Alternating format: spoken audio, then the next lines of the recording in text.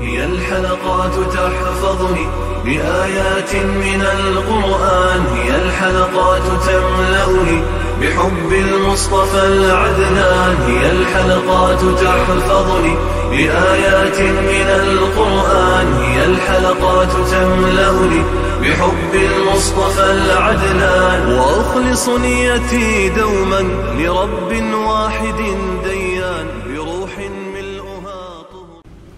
Sure Ahzab tefsiri 57. ayetten başlayıp okuyayım inşallah. Bismillah, elhamdülillah, ve salatu ve selam ala Resulillah. Esselamu aleyküm ve rahmetullahi ve berekatuhu. Tövende diktanlığa İbn Kathir rahimahullah'ın Kur'an-ı Kerim tefsiri Uygurca tercümesi Ahzab suresi 57. ayetinden başlayıp okuyayım inşallah. Euzubillahimineşşeytanirracim.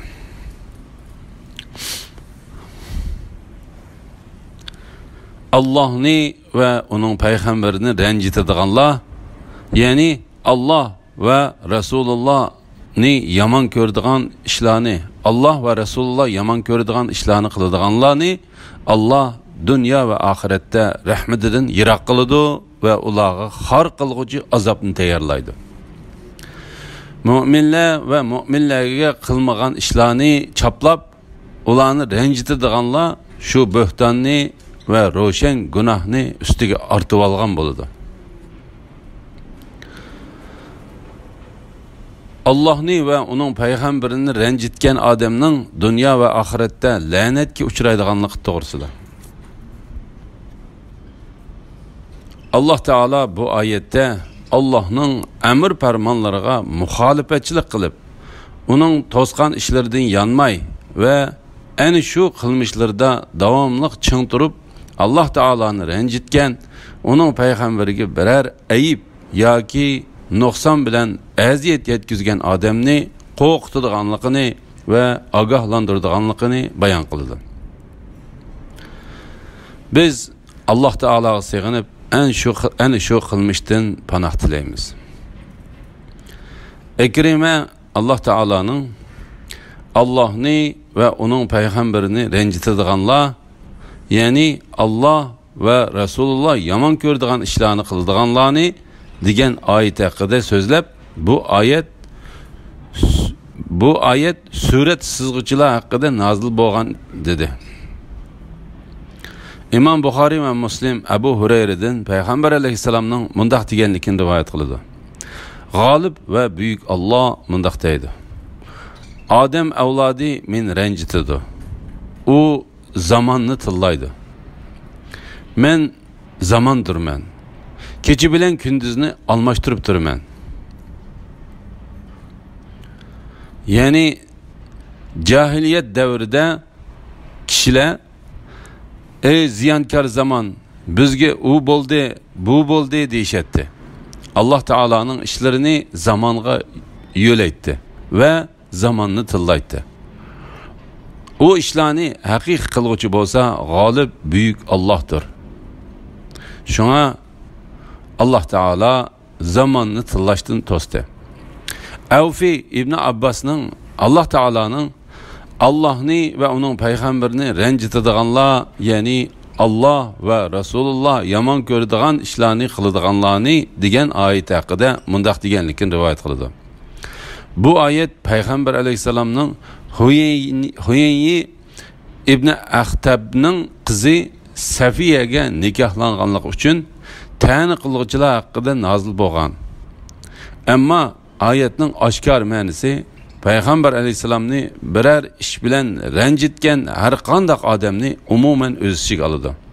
Kimiki uning itoat qilsa, Allah Teala'ga itoat qilgan bo'lganidek, kimiki uni rencitsa, Allah Teala'ni rencitgan bo'ladi deganlikdir. Yalgan söz to'qig'uvchilarni yaman oqibatdan qo'rqitish to'g'risida. Mu'minlar ve mu'minlarga qilmagan ishlarni chaplab ularni rencitadiganlar, yani ular ada juda bo'lgan ve qilmagan narsada ularga bo'hton chaplag'uvchilar shu bo'htonni ve ro'shan gunohni ustiga otib olgan bo'ldi. Mu'minlar ve mu'minlarni ayıplash, ularga nuqson yetkazish yuzasidan ular qilmagan narsalarni so'zlash yoki to'sib turishdan iborat. Bu ish cho'ng bir gunohdir. Bu qilmishdan qo'rqitilganlarning ichiga eng ko'p kirdiganlar Alloh taoloni va uning payg'ambarini inkor qiluvchilardir. Ondan sahobalarga til tekkizdigan, Alloh taolo ularni ado juda qilgan narsa bilan ularni ayiblaydigan.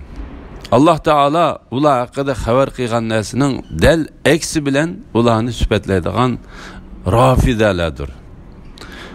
G'olib va buyuk Alloh haqiqatan muhacirlar bilan ansarlardan rozi bo'lganligini xabar qilgan va ularni madhilagan edi.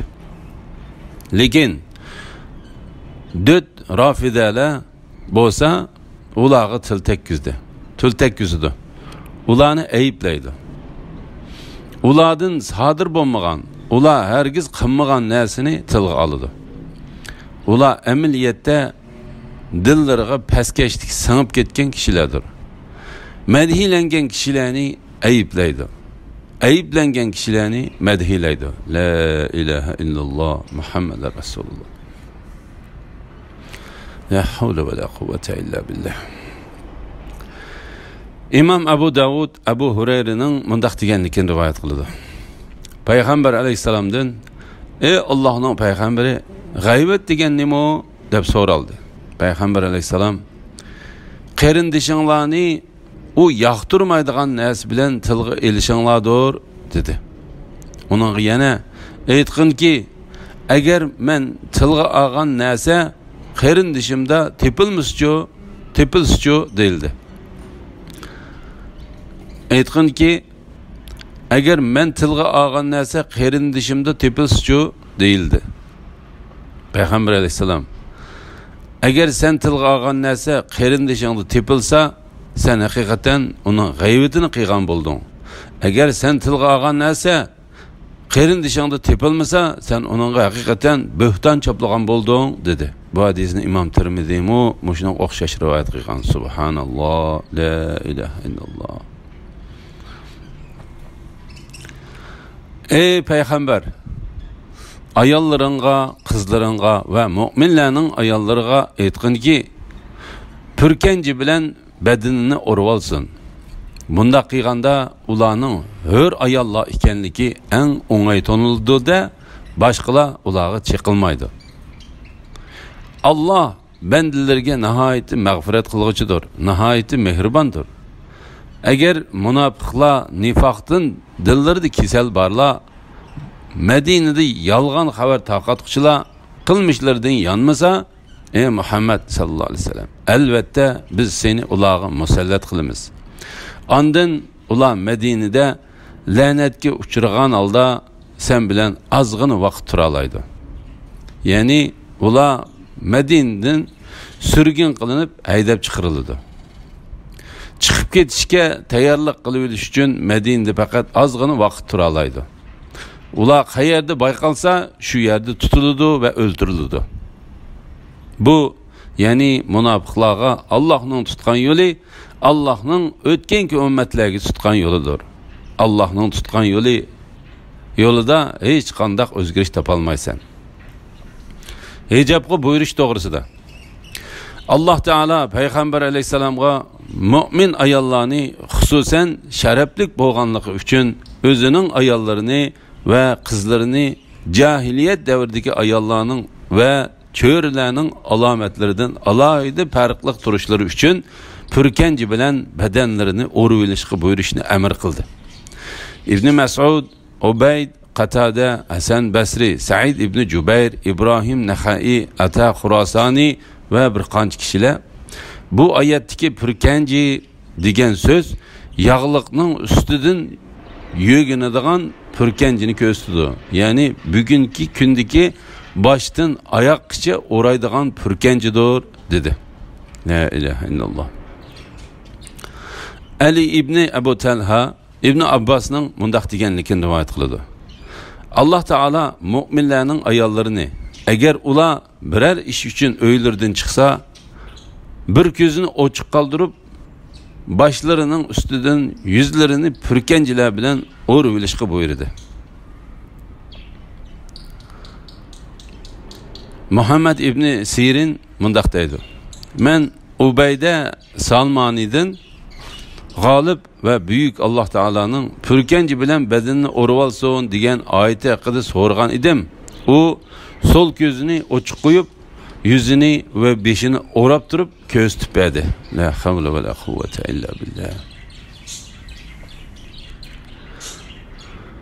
Mundaq qilganda ularning hür ayallah ekanligi eng o'ng'ay tonuludi da boshqalar ularga chiqilmaydi. Ya'ni ular bundaq qilgan chaqda ularning cho'rilar yoki fohish ayallar emas, hür ayallah ekanligi tonuludi. Subhanallah. Allah bendelerge nihayeti mağfiret kılgıçıdır, nihayeti mehribandыр. Yani ularning cahiliyet devrinde ötküzgen günahlarını mağfiret kılgıçıdır. Çünkü ular bedenlerini pürkümeslikten günah ikenlikin, pürkümeslikinin günah ikenlikini bilmeydi. Yaman iş kılıdığan münafıklarını agahlandırış ve korkutuş doğrusunda. Allah Teala bu ayette imanını aşkar kılıp küfrünü yoşurgan münafıklarını, dillerinde kesel bağlarını agahlandırdı. Ekrime ve başkalar bu ayette zinaxurlar köz tutuldu degen. Medine'de yalgan haber taqatquchilar ne, yani yalgan sözlep ve yalganı tokup eni düşmanlar keldi, manı uruş boludu degüchilarni qattiq agahlandırdı. Eğer ular eni şu qilmishlardan yanmasa ve haqiqatga qaytmasa, ey Muhammed sallallahu aleyhi ve sellem, elbette biz seni ularga musallat qilamiz. Ali ibn Abu Talha İbn Abbas'ның mundaq deganligini, mundaq İbn Abbas'ның bu ayet hakkında mundaq deganligini rivayet qiladi. Yani elbette biz seni ularga hükümran qilamiz. Qatada mundaq deydi. Sen arqılıq ulan jazolaymiz. Suddi mundaq deydi. Elbette biz seni ularga tonutib qo'yamiz. Andın ular Medine'de la'natga uchragan holda sen bilen azgın vaqt turalaydı. Yani ular Medine'den sürgün kılınıp haydab çıkarıldı. Çıkıp ketishga tayyorlik qilish uchun Medine'de fakat azgın vaqt turalaydı. Ular Medine'de turgan az muddat ichida qo'g'langan, la'natga uchragan holatda turdi. Ular qayerda bayqalsa, yani qayerda tepilsa, ular xorlangan ve sani az bo'lganligi uchun şu yerde tutuldu ve öldürüldü. Bu yani münafıklara Allah'ın tutkan yolu, Allah'ın ötkenki ümmetlerge tutkan yoludur. Yani bu Allah Teala'nın münafıklara tutkan yoludur. Eğer ular nifakları da ve küfürleri de haddidin aşsa, kılmışlardan yanmasa, ehli iman ularga hükümranlık kılıdı. Allah'ın tutkan yolda hiç qandaq özgürüş tapalmaysan. Yani Allah Teala'nın haddidin aşkan münafıklarga ehli imanni hükümran qilish arqılıq ularni xar qilish ve ehli imanның qo'li bilan ularni o'ltirish qatorliq ishlardagi tutkan yolu o'zgartirilmaydi ve almashtirilmaydi. Kişiler senden kıyametinin vaktini soraydı. Onu men bilmeymen, fakat Allah bilidi degin. Sen nimi bilsen, kıyamet yıkın buluş mümkün. Allah hakikaten kafirlarni rahmetinden yirak kıldı ve ulağı devzakını tayarladı. Ula devzakta mengü kalıdı. Ula hiç qandaq ularni qo'g'daydigan do'st ve ulardan azobni dab'i qiladigan yordamchi topolmaydi. Devzaqda ularning yuzlari turilib ketadigan kunda ular koshki biz Allohga itoat qilgan bo'lsaqchi, payg'ambarga itoat qilgan bo'lsaqchi deydi. Ular Rabbimiz biz haqiqatan boshliqlarimizga, kattalarımızga itoat qildik. Ular bizni to'g'ri yo'ldan azdırdı. Rabbimiz ular azobni ikki assi bergan ve ularga qattiq la'nat qilgan deydi. qiyomat kunini faqat Alloh taoloningla biladiganlik to'g'risida.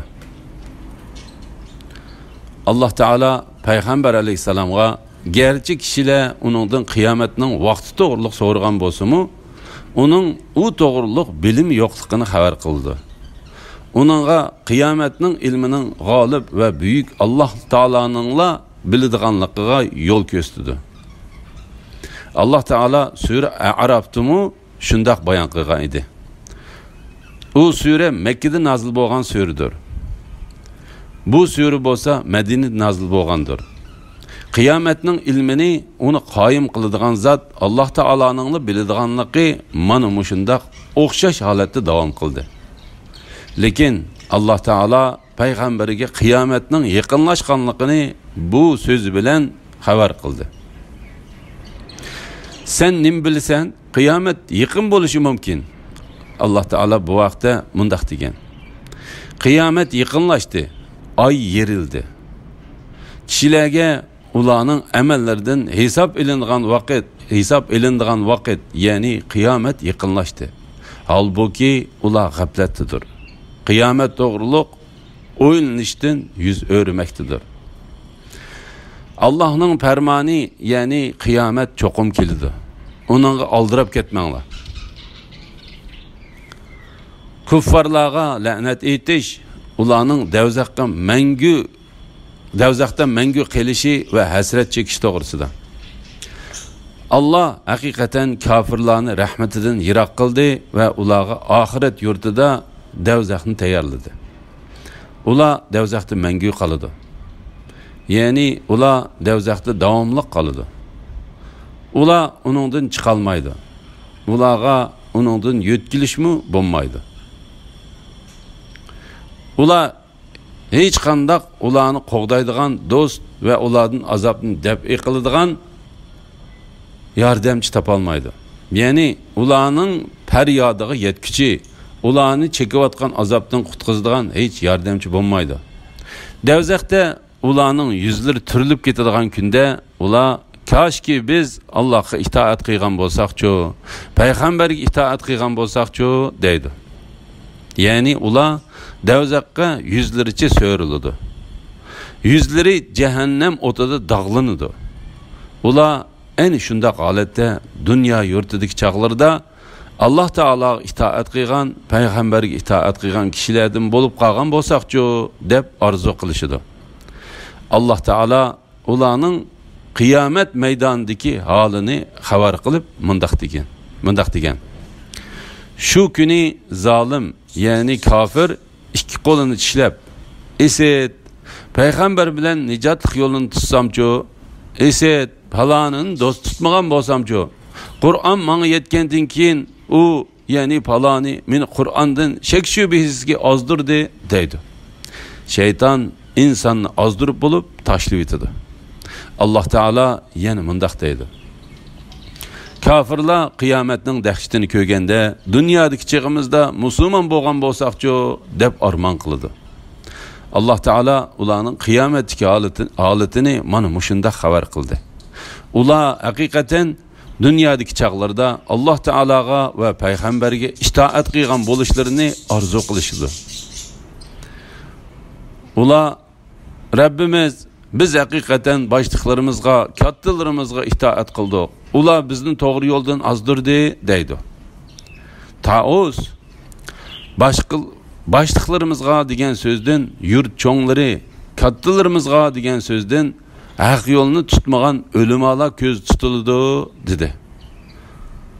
La ilaha illalloh Muhammadur Rasululloh.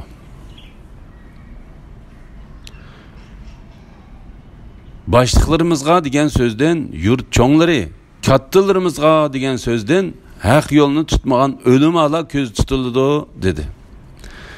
Rabbimiz ularning kafir bo'lganliklari uchun, ularning kafir bo'lganliklari va bizni ozdirganliklari uchun ularga azobni ikki hassi bergan. Abul Qasim Tabarani Abu Rafi'dan Ali radiyallohu anhu bilan bir sabti jang qatnashgan odam Hujjaj ibn Amrning jang qilish oldida mundaq deganligini rivoyat qildi. Ey ansorilar jamoasi, Rabbimiz bilan muloqot bo'lgan chaqda Rabbimiz biz haqiqatan boshliqlarimizga, kattalarımızga itoat qildik. Ular bizni to'g'ri yo'ldan ozdirdi. Rabbimiz ular azobni 2 esi bergan va ularga qattiq la'nat qilgan demoqchimisizlar?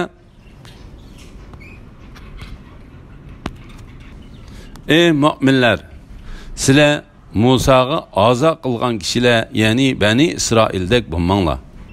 Allah Musa'ni ularning aytganlaridan, ya'ni töhmetlerden aqladı. Musa Allah'ның dergahida obro'yliq edi. Yahudilarning Musa haqqida to'qigan töhmetler to'g'risida İmam Buxoriy payg'ambarlar haqidagi hadislerde Abu Hurayradan Peygamber aleyhisselamның mundaq deganligini rivoyat qildi. Musa aleyhisselam haqiqatan hayoliq, iffetlik odam edi. Aya qilganligi uchun bedenining hech yerini ochiq qoldirmaydi. İsrail avlodidan uningga azob berganlar bo'ldi. U faqat bedeninde birer ayib bo'lganligi uchun mushundaq butun kiyinidi.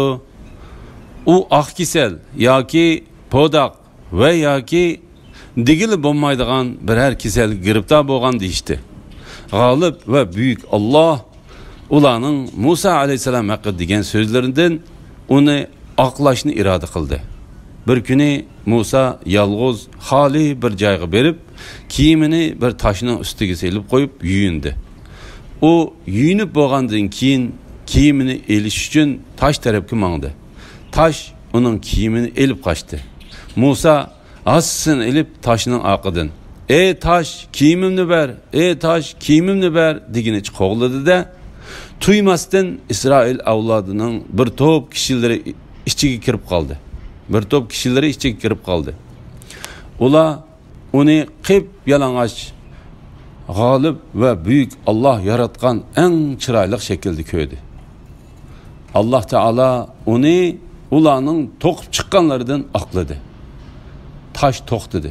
Musa kiyimini elib kiydi-de toshni asti bilan urishga boshladi. Allah'ның nomi bilan qasamki, toshda o'g'an 3 yoki 4 yoki 5 iz qoldi. Ana shu qissa Allah Taola'nın ey mu'minlar, sizlar Musaga azo qilgan kishilar, ya'ni Bani İsraildek bo'lmanglar. Allah Musa'ni ularning aytganlaridan, ya'ni töhmetleridan aqladı. Musa Allah'ның dergahida obro'yliq edi degan so'zi ifodalandi. La havla ve la kuvvete illa billah. La ilahe illallah Muhammed Resulullah. İmam Ahmed Abdullah ibn Mas'udning mundaq deganligini rivoyat qildi. Bir kuni Peygamber aleyhisselam taqsimotlarni taqsim qildi. Ansorilardan bir odam bu taqsimot Allah Taola'nın razılıq uchun bo'lmadi dedi. Men ey Allah'ның düşməni, aytgan so'zingni Peygamber aleyhisselamga cho'qim xabar qilaman dedim. Ondan onu Peygamber aleyhisselamga yetkizdim. Peygamber aleyhisselamning yüzü qizirib ketdi. Ondan mundaq dedi: Allah Musaga rahmet qilsin. U haqiqatan buningdan jiq azo yegan. Ondan sabr qilgan edi. Bu hadisni İmam Buxoriy ve Müslim rivayet qilgan. Subhanallah, subhanallah. Musa Allah'ның dergahida obro'yliq edi. Yani g'olib ve büyük Rabbingning dergahida onun hürmeti ve obro'yi bor edi. Hasan Basri Musa'nın duası Allah Taola'nın dergahida maqbul edi dedi. Bazılar onun Allah Taola'nın dergahida çoğ hürmeti bo'lganlik uchun qerindishi Harunga shafaat qilib, Allah Taola'dan Harunni o'zi bilan birga payg'ambar qilib avatishni talab qildi. Allah Taala uning talabini qabul qildi va mundaq dedi: Uningga biz marhamat qilib qerindishi Harunni payg'ambar qilib berdik. Elhamdülillah. Yuqorida Ahzab suresi tefsirinden 69. ayetgacha angladinglar. Axirini keyin qitimliq o'qishimiz davomlashtiramiz inshaalloh. Va sallallohu ala Muhammad va ala alihi va sahbihi ajma'in. Assalomu alaykum va rahmatullohi va barakatuh.